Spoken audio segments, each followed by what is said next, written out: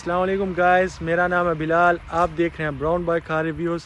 और last time की तरह इस टाइम भी मैं आपके लिए लेके आऊँ अपनी गाड़ी। तो चलते हैं, उसका करते हैं रिव्यू।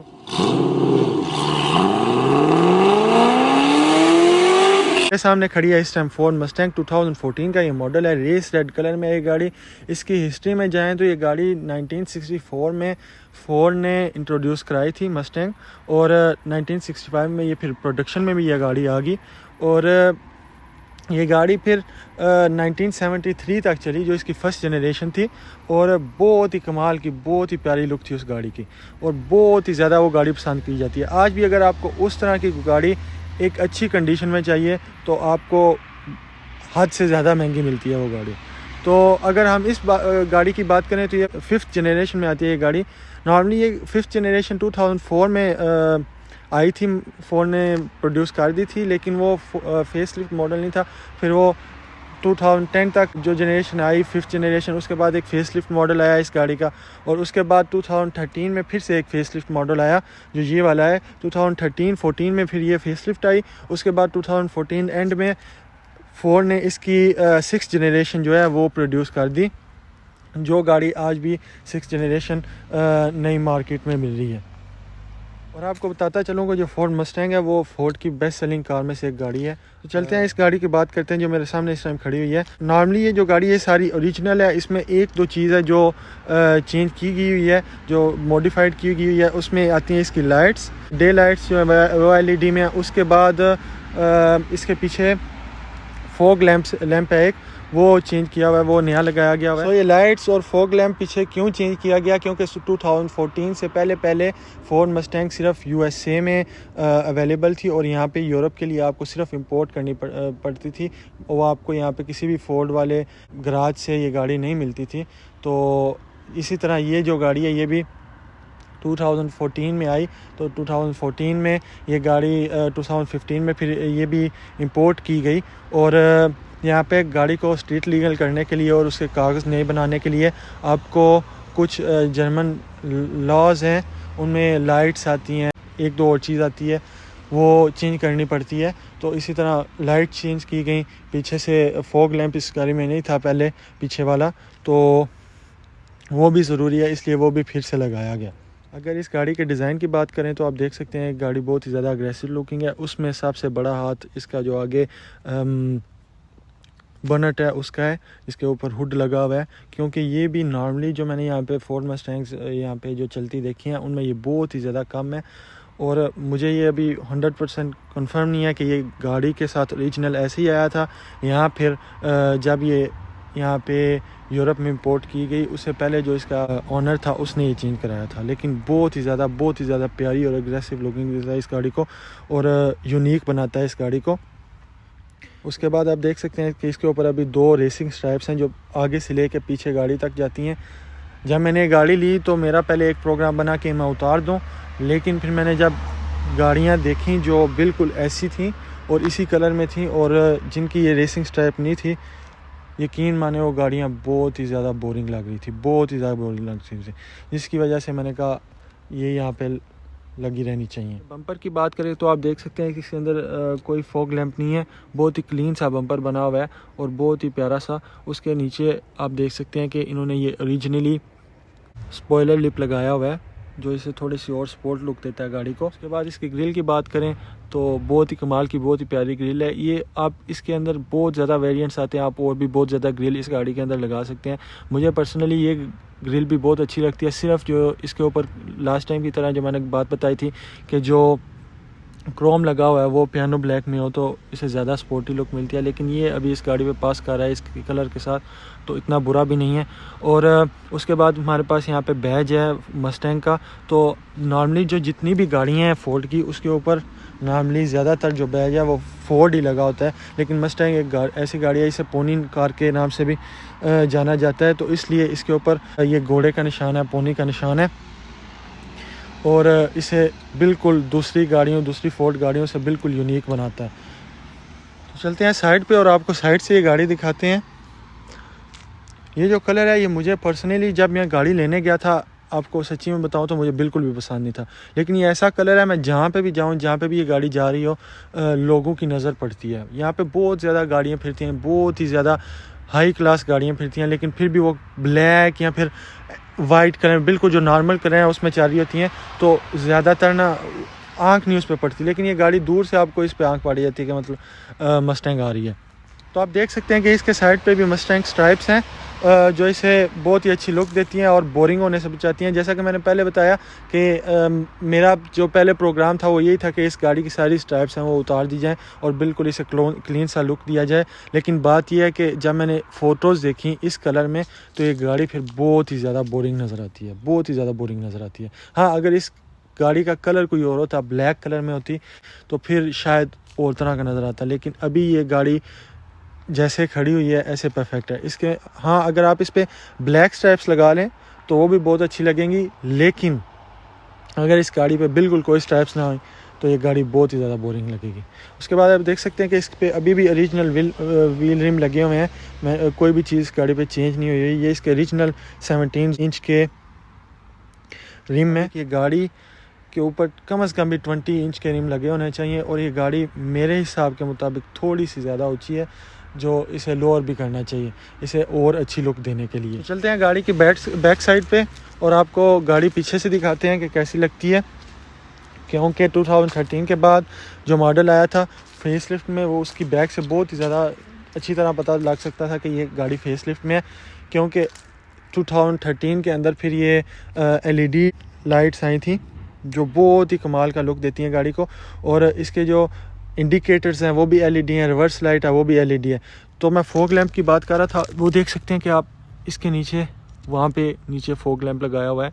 ये बाद में लगा है क्योंकि यहाँ पे यूरोप के कानून के मुताबिक, यूरोप के लॉज के मुताबिक और जर्मनी के लॉज के मुताबिक ये बहुत ज़्यादा ज़रूरी है, और इसके बगैर आपको गाड़ी की जो कागज़ हैं वो नहीं बन सकते। अगर आप कोई भी गाड़ी इंपोर्ट करते हैं, अगर आप ये गाड़ी दुबई से इंपोर्ट करते हैं, USA से इंपोर्ट करते हैं या इंग्लैंड से इंपोर्ट करते हैं, जहाँ से भी इंपोर्ट करते हैं, आपको पीछे फॉग लैंप ज़रूर है।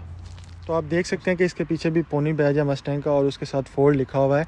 और अगर आप इस गाड़ी में GT वर्जन लें जो 5.0 V8 है, उसके अंदर आपको पीछे GT लिखा नज़र आएगा, और फोर्ड या फिर ये पोनी का जो बैज है ये आपको नहीं नज़र आएगा। एग्जॉस्ट की बात करें तो आप देख सकते हैं इसके अंदर अभी डबल एग्जॉस्ट है, लेकिन GT वर्जन के अंदर क्वाड एग्जॉस्ट भी आते हैं, और वो भी बहुत ही प्यारा गाड़ी को लुक देते हैं, लेकिन ये भी किसी से कम नहीं है ख़ास तौर पे। डिफ्यूज़र की बात करें तो इस गाड़ी में अभी जो डिफ्यूज़र है वो बिल्कुल रेस रेड कलर में है। नॉर्मली आपको ये डिफ्यूज़र ब्लैक कलर में भी मिलता है। रंग की बात की जाए तो आप देख सकते हैं कि ठीक है, इसके अंदर इतनी ज़्यादा जगह नहीं है, और लेकिन इतनी कम भी नहीं है। मैंने आपको लास्ट टाइम जो मेरी Audi A5 का रिव्यू कराया था कन्वर्टिबल का, उसका भी ट्रंक जो है वो इतना ही था, इससे बड़ा नहीं था, इससे छोटा नहीं था। लेकिन आप वहाँ पे सोचें कि वहाँ पे उस गाड़ी का छत भी पूरा पीछे ट्रंक के अंदर आता है, इसलिए उस गाड़ी का ट्रंक थोड़ा सा छोटा था। लेकिन इस गाड़ी में तो ट्रंक भी नहीं, ऊपर से छत भी नहीं नीचे आता, फिर भी इस गाड़ी का ट्रंक है थोड़ा सा छोटा है। मस्टैंग को बहुत ही ज़्यादा प्यार दिया जाता है, लेकिन बात ये है कि मस्टैंग इतनी प्रैक्टिकल नहीं है। फिर भी ये गाड़ी फोर्ड की बेस्ट सेलिंग गाड़ियों में से एक है। प्रैक्टिकल आपने गाड़ी लेनी हो तो उसके लिए आपको फिर कोई और ही गाड़ी ढूंढनी पड़ेगी, क्योंकि ये गाड़ी आपको मज़ा देगी।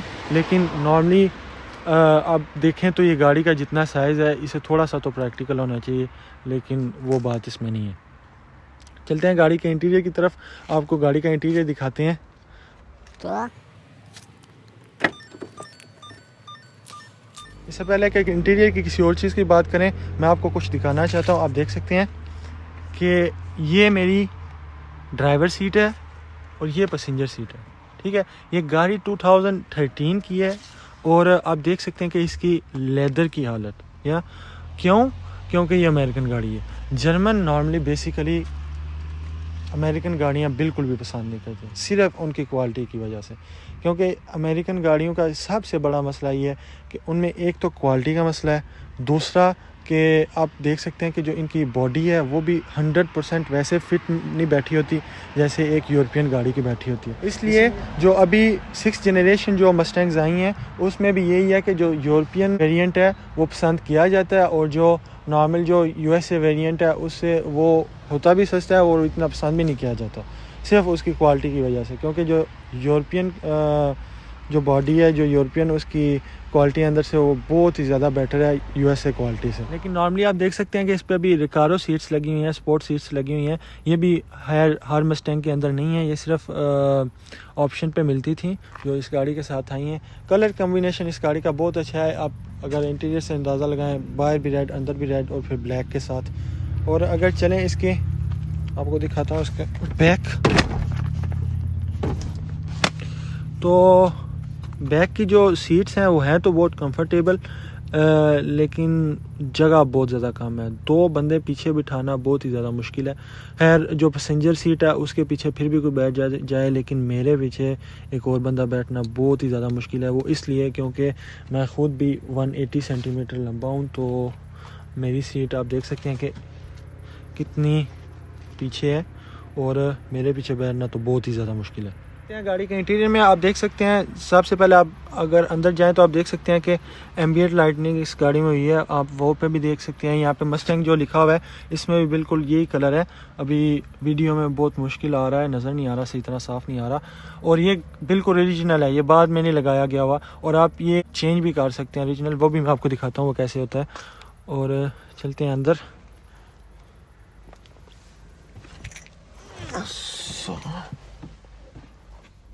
और एक और चीज़ जो मुझे इस गाड़ी की नहीं पसंद वो है इसका इंटीरियर। क्यों?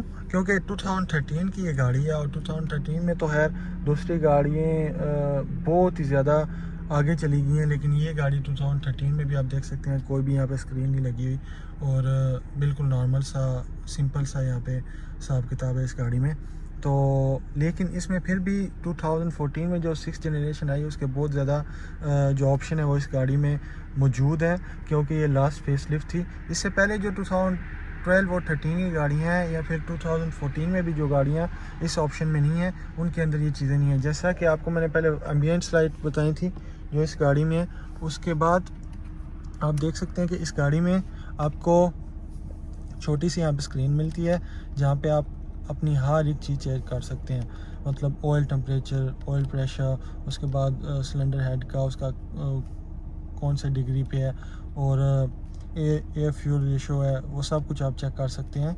उसके बाद आप यहाँ पे भी हर एक चीज़ चेक कर सकते हैं। उसके बाद फ्यूल इकोनॉमी, उसके बाद आपके पास ऐप्स हैं जहाँ पे आप ब्रेक परफॉर्मेंस चेक कर सकते हैं, और 2-3 चीज़ें हैं जो आप यहाँ पे आप चेक कर सकते हैं। उसके बाद हम सेटिंग में जाएं तो यहाँ पे आप देख सकते हैं माइक कलर में गॉज कलर, आप कोई भी किसी भी कलर का यहाँ पे गॉज ले सकते हैं। जैसे अभी ग्रीन है, और आप यहाँ पे हालो जो है वो उसका कलर आप कहते हैं पर्पल, तो आप देख सकते हैं ये भी सारी चीज़ें हो जाती हैं। ये जो ऑप्शन है ये सिर्फ 2013-14 में आया था, और वो भी ऑप्शन में था, मतलब आप अगर गाड़ी वैसे स्टॉक में लें, बेसिक में लें, तो उसमें ये सब कुछ नहीं था। तो ये इसलिए मुझे गाड़ी बहुत ही ज़्यादा पसंद है। उसके बाद आप देख सकते हैं यहाँ पे इसके ट्रैक्शन कंट्रोल है, यहाँ से आप ये वाली स्क्रीन यूज़ करते हैं। इसके बाद यहाँ पे आपके पास मल्टीमीडिया कंट्रोल है इस गाड़ी के।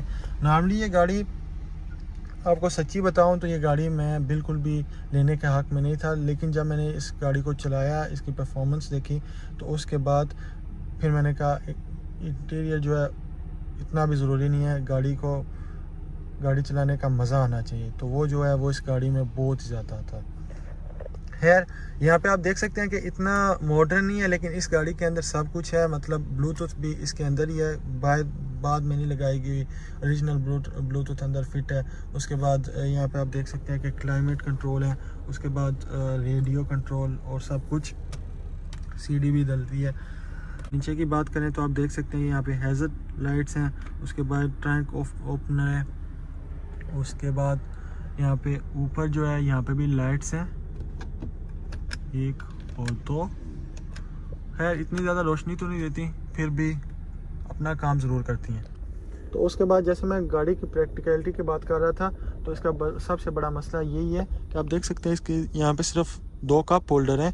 उसके अलावा इस गाड़ी में बिल्कुल भी कोई जगह नहीं है। हाँ, वहाँ पे आप देख सकते हैं कि थोड़ी सी जगह है, और इस तरफ मेरी साइड पे भी, और ये थोड़ी सी जगह है। इसके अलावा आपके पास कोई भी जगह नहीं है, और ये सबसे बड़ा गाड़ी का मसला है। इंटीरियर एक्सटीरियर की बात होगी तो करते हैं गाड़ी की मोटर की बात। तो गाड़ी के अंदर इस वक्त V6 मोटर है, 3.7 लीटर का इंजन है ये, और प्रोड्यूस करती है ये 309 हॉर्स पावर। और मेरे हिसाब के से इतनी सी हॉर्स पावर इस गाड़ी के लिए बहुत है। मतलब अगर आप 5.0 V8 इंजन लें तो खैर वो तो इससे भी बेटर है, लेकिन V6 इंजन भी अपना काम पूरा कर देता है। तो अगर बात की जाए कि ये गाड़ी कंफर्टेबल है या नहीं, तो ये गाड़ी बहुत ही ज़्यादा कंफर्टेबल है। खैर प्रैक्टिकल नहीं है, कंफर्टेबल ये ज़रूर है। वो इसलिए कि इसमें अभी ओरिजिनल सस्पेंशन है, और साथ जो रिम है वो भी बिल्कुल नॉर्मल चढ़े हुए हैं जो इसके ओरिजिनल है। तो इस पर कोई भी ट्यूनिंग नहीं हुई, और इसकी वजह से गाड़ी कंफर्टेबल भी है। परफॉर्मेंस की बात की जाए तो इस गाड़ी का एक सबसे बड़ा मसला है, वो आप अभी भी देख सकते हैं कि आप इस गाड़ी को ज़्यादा स्पीड में, इसकी जो हैंडलिंग है वो इतनी अच्छी नहीं है। मतलब ये गाड़ी अगर तो आपने सीधी रोड पे चलानी हो तो बहुत ही कमाल की चलती है, और अगर आप देखें कि किसी मोड़ पे, तो ये गाड़ी पिछली वर्जन से बहुत ही ज़्यादा बेटर है। ये मैं कह सकता हूँ आपको कि मतलब जो इसकी जो पिछली वर्जन थी वो तो आप बिल्कुल भी सोच ही नहीं सकते कि वो आप गाड़ी किसी भी ट्रैक पे चला सकते हैं। वो बिल्कुल भी कोई ट्रैक वाली गाड़ी नहीं थी। हाँ, वो आप एक सीधी सड़क पे वो गाड़ी ज़रूर चला सकते हैं, लेकिन ट्रैक पे आप उस गाड़ी को भूल जाएं। ये गाड़ी उनसे बहुत ही ज़्यादा बेटर है। लेकिन अगर आप यहाँ पे और दूसरी गाड़ियों की बात करें, Audi A5 होगी, BMW 3 सीरीज़ होगी, तो वो इससे बहुत ही ज़्यादा बेटर है हैंडलिंग में। तो चलते हैं, गाड़ी को देते हैं रेस, और आपको मैं दिखाता हूँ कि ये गाड़ी की टॉप स्पीड क्या है। तो एक कड़वा सा सच आपको और बताता चलता हूँ कि बहुत से जो मस्टैंग ऑनर हैं वो ये आपको नहीं बताएंगे कि ये गाड़ी बनी है USA में। तो इसकी वजह से USA वालों ने बेशक इसकी 306 हॉर्स पावर्स हैं, लेकिन फिर भी इस गाड़ी की जो टॉप स्पीड है वो उन्होंने लॉक की हुई है, क्योंकि अमेरिका में इतनी ज़्यादा स्पीड अलाउड नहीं है। तो इसकी वजह से उन्होंने इसकी जो स्पीड है वो लॉक की हुई है। तो इसकी जो स्पीड है, टॉप स्पीड, वो सिर्फ और सिर्फ 180-190 km/h तक है। इससे ऊपर ये गाड़ी नहीं जाती। हाँ, इस गाड़ी की पावर है, ये नहीं कि पावर की वजह से नहीं जाती, वो सिर्फ लॉक है। और मुझे जहाँ तक लगता है कि इसके डिफरेंशियल का भी मसला है कि अगर वो इससे ज़्यादा ऊपर जाए, अगर आप वो लॉक खोलें तो फिर भी मसला बनेगा, फिर इसका डिफरेंशियल जो है वो ख़राब हो जाएगा। तो लेते हैं रेस। थोड़ा सा यहाँ पे रश है, लेकिन फिर भी आप देख सकते हैं कि अभी मैं 190 पे जा रहा हूँ, और यहाँ पे ये लॉक हो गई है। इससे ऊपर ये गाड़ी नहीं जा सकती। देखिए 190, और इससे ऊपर ये गाड़ी नहीं जा सकती। जर्मन ऑटोबान के लिए तो बिल्कुल भी मैं कहता हूँ कि जो बंदा लंबा सफ़र करता है उसका किसी वक्त दिल करता है रेस देने का, या फिर पीछे से किसी वक्त गाड़ी आती है। नॉर्मली ऐसा भी होता है कि कोई बंदा मस्टैंग देखता है, क्योंकि यहाँ पे छोटे से छोटी गाड़ी भी वो भी 220-230 करती है। तो ये इतनी बड़ी गाड़ी जब भी कोई जर्मन बंदा देखे तो किसी वक्त साथ रेस लगाए। तो अगर मस्टैंग ओनर आपके साथ ना रेस लगाए तो आप समझ जाएं कि अंदर से मसला क्या है। मसला यही है, गाड़ी की पावर है, लेकिन बात यह है कि टॉप स्पीड जो है वो लॉक है इस गाड़ी में। तो जो 5.0 GT है उसमें यह है कि उसकी जो टॉप स्पीड है वो मुझे लगता है कि 220 पे है, इससे ज़्यादा उसकी भी नहीं है। तो सबसे बड़ा मसला गाड़ी का खैर। सो गाइस, अगर आपको मेरी ये वीडियो पसंद आई हो तो लाइक और सब्सक्राइब करना तो बिल्कुल ना भूलें, और मुझे कमेंट सेक्शन में नीचे ज़रूर बताएं कि आपको ये वीडियो कैसी लगी, आपको नेक्स्ट टाइम कैसा रिव्यू चाहिए और कौन सी गाड़ी का रिव्यू चाहिए। तो मुझे दें आप इजाज़त, मिलते हैं नेक्स्ट टाइम। अल्लाह हाफ़िज़।